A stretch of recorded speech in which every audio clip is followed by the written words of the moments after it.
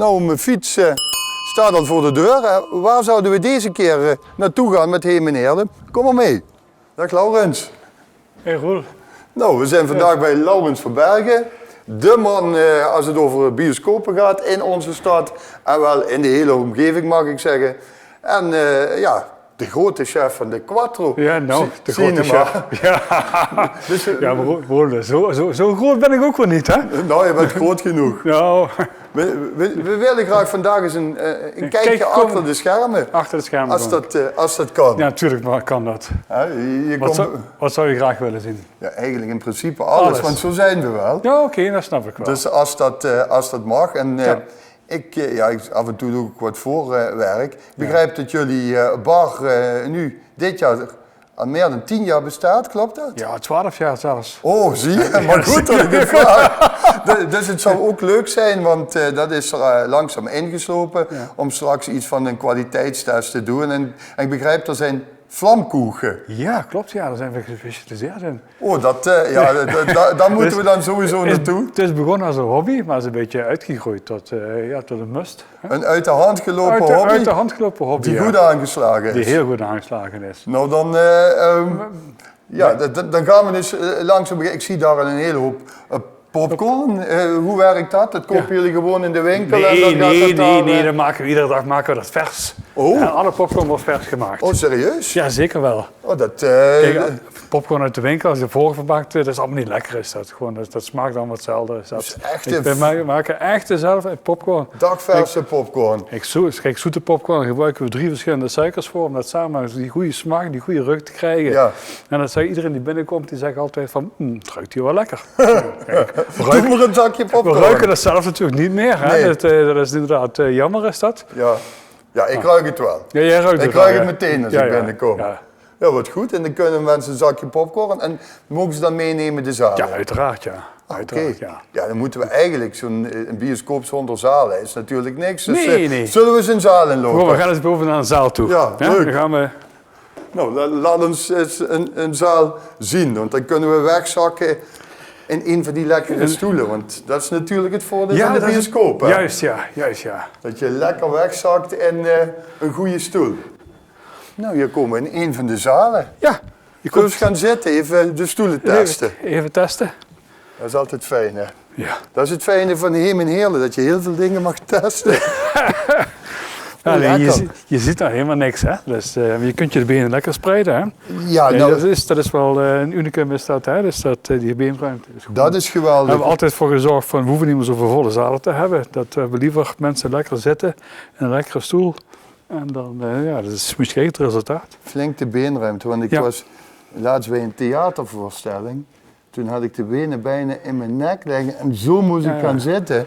Dat was echt niet fijn. Ja, dan pompen de mensen gewoon, of ze pompen ze gewoon die zalen zo vol om zoveel mogelijk bezoekers binnen te krijgen met één voorstelling. Dit is goed te doen. Dit is gewoon lekker te doen. Is het gewoon. Hier zit je lekker. Laurens, jij zit al een paar jaar in de filmwereld. 42 jaar. 42 jaar? 42 jaar, ja. En wederom een familiebedrijf, want jouw opa die heeft de film eigenlijk groot gemaakt in onze stad. Ja, zeker. Een geweldig groot theater. Ja, mijn opa heeft de Royal gebouwd. Ja, dat is toch wel een unicum is dat, hè? Dat denk ik. Dus de familie van Bergen, afkomstig eigenlijk uit de regio Roermond. Roermond, ja. Maar helemaal geworteld geraakt in Heerlen. Ja, mijn opa zat op een gegeven moment, de woonplaats was Roermond. Samen met zijn broers woonde hij daar. En daar hadden ze ook de Royal in Roermond als bioscoop. En toen hebben ze op een gegeven moment ruzie gekregen. En ik ga nou eerlijk zeggen, ik zet me daar een bioscoop neer.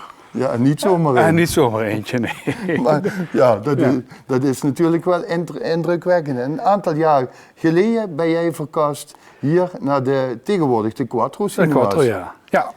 Dat was, het Royal werd op een gegeven moment, wat voor normale exploitatie was het gewoon veel te duur geworden.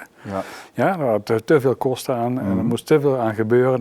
Dat kon dus gewoon niet meer opgebracht worden. Nee. En toen hebben we op een gegeven moment gekozen om de kleinere optie te nemen. Gewoon een hele gezellige stadsbioscoop. Een stadsbioscoop, ja. Midden in het centrum. Het was dus 5 zalen was het. Was vroeger de H5 was het. Ja, klopt. Ja, en toen hebben we op een gegeven moment zoiets van, ja, die zalen 4 en 5, dat waren die daar, iedereen noemde die kleine hokjes, noemden mensen dat. Oké. Ja, en die waren heel geluidsgevoelig, want die waren gebouwd in de jaren 70. Ja, en toen had je monogeluid, dus dat was niet zo heel spannend. Ja. Ja, en toen, nu met surround en Dolby en alles wat erbij komt, ja, dat was gewoon niet aan te doen. Je hoorde gewoon van alle zalen hoorde je alles hier. Ja. En toen hebben we gezegd, nou weet je wat, we halen de muur ertussenuit en maken er één leuke zaal van. Ja, dat is nou zaal 4 geworden. Ja, en dat is goed gelukt. Dat is heel goed gelukt, dachten we. Ja, nee, dat is zeker goed gelukt. Vonden wij. En jullie hebben nog wat anders leuks toegevoegd, een hele leuke bar bistro. Ja, de bar en bistro, dat hebben we gemaakt. Ja, omdat we op een gegeven moment zoiets hadden van, ja, wat moet je voor de toekomst zijn? Mensen willen toch iets meer. En voor het H5-principe was, moest je beneden in het halletje staan te wachten. Ja. Ja, en dat zag er zo armzalig uit en zoiets. En toen dachten we, nou, moeten we het doen. En toen kwamen we via tekening erachter dat er een ingang was in het gangpad. In het traphuis naar boven toe. Ja. En daar hebben we dus toen op een gegeven moment de deur uitgeslagen. En toen kwamen we in het woonhuis, waar destijds de operateur heeft gewoond, waar de opslagruimte was geworden in feite. Maar er lag aansluiting voor water, voor gas, alles lag er gewoon. En dan hebben we dus inderdaad daar maar de horeca van gemaakt. Ja, en daar zit je nu heel erg lekker. En daar zitten we nog heel erg lekker, ja. En sommige mensen die zitten er langer dan dat ze de film hebben bekeken. Of zeg ik nee, dat is echt, dat is... we hebben toen op een gegeven moment ook tegen de interieurarchitecten gezegd, die van Petra, je moet het wel mooier maken. En dat mensen zo zitten dat ze eigenlijk niet weg willen. Ja, en dat gebeurde inderdaad. Dat lukt aardig. Dat gelukt aardig, ja. Wat goed. Ja. Nou, we zitten in de films en het gaat natuurlijk over film en het eten komen we straks toe. Hoe maak je een keuze van welke films je hier programmeert? Zijn er afspraken over of heb je daar totale vrijheid in? Nee, hoe werkt dat? Daar hebben we totale vrijheid in. Kijk, we kiezen ervoor om, we hebben jarenlang natuurlijk ook de jeugd gehad. Ja. Maar wij zijn een jaartje ouder geworden en we hebben op een gegeven moment hebben we voor onszelf zoiets van, nou, we gaan een beetje meer voor de kwaliteitsfilms. Okay. Ja, dus daar hebben we natuurlijk wel ook actiefilms en thrillers erin zitten. Ja. Maar meestal toch wel weer iets beter voor dan wat voor de jeugd is. We hebben niet zo met popcorn gooiende films. Oké, je hebt wel popcorn, maar dat moet vooral niet mee gegooid worden. Die moet niet mee gegooid worden. Hè. Dat is, moeten ze van smullen. Vorig jaar is dat geweest met die film van het spelletje. En dat iedereen op een bepaald moment popcorn door de zaal begon te gooien. Oké. En toen hebben de mensen ook gewaarschuwd van, jongens, als je hier gaat gooien, dan stoppen we de film. En dat werkt niet. Ga je dat is pure verspilling. Dat is pure verspilling en zonde en rotzooi. Ja, dat is en. Ja. Maar je hebt hier dus een heel breed genre aan films. En vooral kwaliteit en films met diepgang. Dus ook iets om eens echt in weg te dromen en in te verzinken. Kijk, we gaan dus van het commerciële naar het minder commerciële. En het minder commerciële is niet specifiek arthouse, niet filmhuis gerelateerd. Het ligt er net tussenin. Kijk, het echte filmhuisproduct moet je voor naar een filmhuis gaan. Ja. Die moeten dat echt, daar is maar een hele kleine markt voor. En dat kunnen wij niet betalen, daar heb je een subsidie voor nodig. Nee, oké. En dan kunnen wij daar kan de schoorsteen niet van roken. Nee, daar kunnen wij niet van leven. Nee. Ja, jullie hebben hier flink geïnvesteerd, geweldig opgeknapt. Bioscoop in een hartje stad. Ja, er zijn een hoop steden die inmiddels geen bioscoop meer kennen of meer hebben. Dus het is eigenlijk wel van belang dat we de Quattro ook koesteren en blij mogen zijn met die mooie bioscoop in ons centrum. Want het is niet vanzelfsprekend dat elke stad nog een bioscoop heeft. Nee, want de opvolging is heel erg lastig. Is dat, hè? Kijk, bioscoopleven in een stad, in een stadsbioscoop, is gewoon heel zwaar. Ja. Is dat gewoon. Het is gewoon lange dagen zijn dat. Hè? Ik doe voor mezelf ook al 42 jaar dat ik bijna 6 dagen in de week aan het werken ben. En het is vaak van 's ochtends 9, 10 uur tot 's avonds 11 uur ben ik continu door. Ja, op een gegeven moment gaat het slopen. En dat doe je familie niet aan. Ja, thuisfront is er ook nog. Thuisfront is er net zo klaar mee als wij er klaar mee zijn. Nou, we zijn hier vandaag niet om film te kijken, dat kunnen we de rest van de week, maar we zijn hier voor een kijkje achter de schermen. Ja. Nu zitten we hier in de zaal, maar zo'n film komt niet zomaar op het doek. Nee. daar is waarschijnlijk ook een projectieruimte. En ja, normaal kom je er niet. Misschien kunnen we daar naartoe dat je daar eens iets... We gaan eens even naar de projectieruimte en laat ik even zien hoe het tegenwoordig gaat. Ja, graag. Nou, Goed. onderweg. Oké. Nou, we zijn boven in de projectorruimte. Yes. Waar ik benieuwd naar, waar staan we hier ergens? Waar is het allemaal voor? Dit is de cabine van zaal 3 en dat is voor zaal 4 is dat. Oké, dus dubbel gebruik. Dubbel gebruik, ja. Dit is de enige zaal die dubbel gebruikt wordt. Oké. En er staat hier middenin, Ja. er staat de hoofdunit. Ja, hier komen alle films binnen. Die Oké. komen op één grote... Digitaal dan? Digitaal, tegenwoordig. alles dus komt niet er- meer zo'n grote film. Nee, dat gaat allemaal niet meer. Oké. Ze komen allemaal binnen. En hier zitten een aantal harde schijven zitten hierin. Daar Ja? staan ze op. Daar staan alle films op. Gemiddeld staan er zo'n 25 films op de schijven staan. Oké. Dus een operateur zoals die vroeger was, echt iemand die met de beelden sleepte en de camera, de projector moest bijstellen en weer een nieuwe film erop moest leggen, dat is allemaal verleden tijd. Nou, je hebt bij sommige instanties, noemen ze dat, bij filmhuis noemen ze Ja. dat speciaal een ingester. Ja? Een wat? Een ingester. Ja, ingester. nooit van gehoord. Doe je film ingester. Ja, doe je, Engelse term. Maar Ja. wij doen het gewoon hier. Mijn vrouw maakt de programma's. Ja, die is gewoon... Jullie zijn zelf de ingesters. En wij zijn de eigen ingester. Dus Oh. is helemaal geen apart. Het is een werk van niks. Het is gewoon, Oké. je moet gewoon geduld hebben. Maar ja, het moet goed gaan, want de mensen komen voor de film. Ja, mensen komen er. Maar het is allemaal zo. Kijk, iedere film is ook allemaal versleuteld. Hè? Er zijn de sleutel aan vast. Ja, dus het wil niet zo zijn dat als ik een film binnenkrijg, Ja? dan moet ik eerst toestemming van de maatschappij krijgen in de vorm van een sleutel. Dan kan ik hem vertonen voor de afgesproken periode. Dat die vrij wordt Dat gegeven. die vrij wordt gegeven. En dan, jij koopt zo'n film in voor een bepaalde prijs, of moet je per keer draaien iets betalen? Je huurt hem of zo? Je huurt in feite, je betaalt een percentage van ieder kaartje wat verkocht wordt. Ah, oké. Dus dan moet je die kosten verrekenen, Moet je verrekenen. en zorgen dat de schoorsteen kan blijven branden. Juist, hier. ja.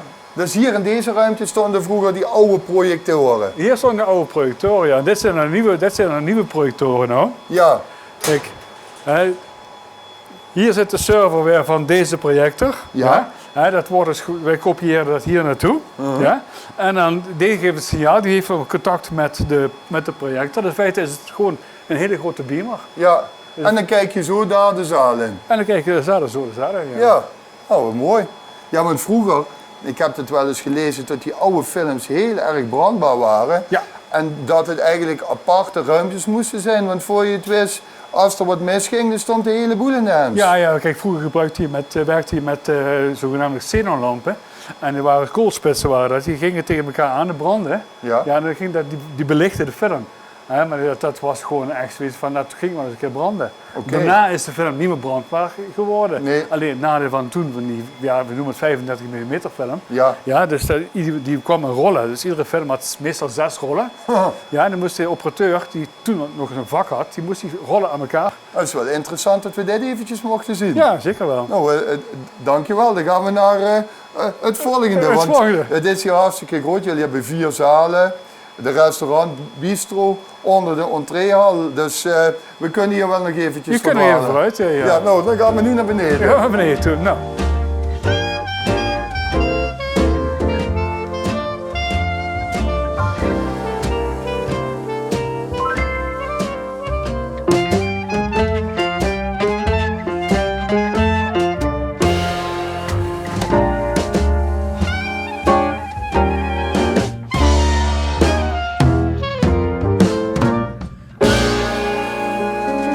We zijn nu in de keuken van de Quattro bar en Laurens is begonnen met koken voor de vlamkoeken. Dus we gaan even kijken.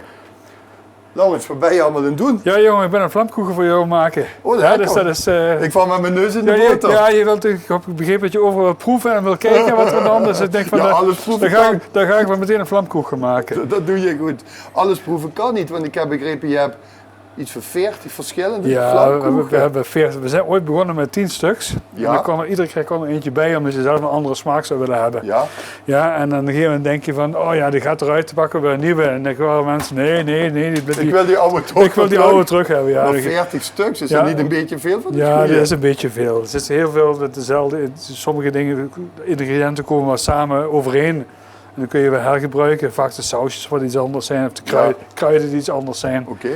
Ja, maar doorsnee, ja, we weten niet beter. Dat is erbij gekomen. Ja, maar er is een Italiaan in jou verloren gegaan. Dus ik zie hoe jij met vingervlugheid Ja, hier maar- even een vlamkoek gemaakt voor ons. Ja, Nou Laurens, dan gaan we meteen aan de drank. ja. Dat is gunstig. Dankjewel. Om een goede Santé. toekomst van de bioscoop. Ja. Santé. En zitten we hier in de grote bar Bistro. De grote ook, groot. Klein knus gezellig. Nou, ik vind het echt, je hebt plek genoeg om met een stel vrienden hier lekker te zitten. Ja, dat is ja zeker. Ja. Met uitzicht op het centrum. Ja? Zonder dat je meteen gezien wordt, dus je zit ook wel een beetje privé, Ja? zal ik zeggen. Maar mag je hier alleen komen zitten als je een kaartje koopt voor de bioscoop? Nee. Je mag hier Hoezo? gewoon ook komen voor als je zin hebt om vlamkoeken te eten of een kop koffie te drinken. Kun je gewoon hier komen. Tijdens openingstijden zijn we gewoon open hier. Ah, dus het is gewoon vrij entree, je hoeft geen film te bezoeken. Nee. Je kan ook tussen bioscoopbezoek door een keer komen zonder voor de Zonder als je film te gewoon gaan. zin hebt om vlamkoeken te eten, dus dan kom je dus gewoon. Ah, oké. En als je geen zin hebt om hier te komen eten, dan bestel je ze gewoon, dan kom je ze afhalen. Ook nog? Ja, bezorgen kunnen we niet doen, dat gaat niet. Maar we kunnen- afhalen kan wel. Afhalen kan wel, ook. Ah, dus jullie zijn van alle markten thuis? Ja, zoveel mogelijk wel. Zoveel mogelijk. Ja, nou, dat doe je hartstikke goed. Ja. Dan moet ik even een vraag stellen dat ik je wat langer aan het woord heb. Ja. En die vraag is, we hadden het net over films. Ja. Hoe zou voor jou de meest ideale film eruit moeten zien? En dan neem ik gewoon met mijn handen een stukje vlamkoeken ondertussen. De meest ideale film, als Laurens van Bergen die mocht gaan maken, hoe zou die worden? Boah, dan vraag je me wat. Ja, dat was ook de bedoeling. Ja, het Anders zou- kan ik niet gaan happen. Het zou toch wel iets moeten worden wat ik denk van, daar moet een beetje actie in zitten, er moet een beetje romantiek in zitten. Je moet een goede muzikant hebben die goede muziek schrijft. Het verhaal moet eens een keer origineel zijn. Dat is wat nieuws. Dan moet je me niet vragen wat voor origineel iets zou maken. Hè, maar niet wat we tegenwoordig te zien krijgen. Het is natuurlijk heel veel Fanta, heel veel hetzelfde. En dat je denkt van, ja, moet je hier nou een film over maken? Dat hebben we wel eens een keer gezien. Ja. Dus die grens is een beetje... Er werden toch in de jaren 60, 70 werden toch wel hele leuke films gemaakt. Ja, en dat waren toch meer films die je ging denken van... Boah, dat is het toch wel. Die wordt nieuws. Dus een avondje krijg je hier makkelijk om. Oh, je kunt de film maar eens een keer vergeten. Dat is het probleem niet. Ja. Zeg, als ik nou vraag, Laurens, wat is het best bewaarde geheim van de Quattro? Wat voor jou gesneden koek is, maar eigenlijk iemand die hier komt niet weet. Waarvan je zegt van, goh, dit moeten ze eigenlijk wel weten. En de helft van de mensen, of misschien wel 90% van de mensen, die weten het niet. Dat wil ik graag van de daken schreeuwen. Daar zit je nu. In vlamkoeken. in de bistro met de vlamkoeken. Ja. En we krijgen nog dagelijks mensen die boven te lopen. Ja. En dan komen ze heel verbaasd binnen kijken. Oh, zeggen ze dan, is dat nieuw? Ja, En het is inmiddels al 12 jaar ja, verteld al hier. 12 jaar zitten we al hier, ja. En maar met je boven ligt, is het toch altijd heel lastig. Plus het feit, het ligt in een bioscoop. Dus we zitten hier in een van de best bewaarde Geheimen geheimen van het hele centrum. Ja, precies, ja. Maar een geheim waar iedereen zomaar binnen mag Ja, lopen. waar iedereen mag komen en komen genieten van wat je hebt. We maken alles zelf. Ja, de Ja. vlamkoeken, daar hebben we een speciale leverancier voor. Ja. Ja, maar weet ik veel wat je ook krijgt. Hè. Of je nou voor een hamburger gaat, die maken we zelf. Zelfs het ijsjes maken we zelf. Oké. Ja, doen we alles, maak ik zelf. Dus dat is wel, ja. Dat doe je goed. Ja, Nou, voordat wij de vlamkoeken koud laten worden, Ja. denk ik dat het goed is dat we deze delen. ja. En misschien de heren Ja, achter uiteraard, de ja. camera ook een stukje Ja, natuurlijk komen wel. proeven. Want ja, het zou zonde zijn als we deze vlamkoeken... Ja, en daar wordt hij koud, is hij ook niet meer lekker. Nee. Nou, dankjewel. Wij zetten dit eventjes voor. ja. En voor iedereen die het nog niet wist, allemaal komen proeven. Ja, Nou goed, dat dankjewel. doen we zo. Aan de gang. ja. Merci.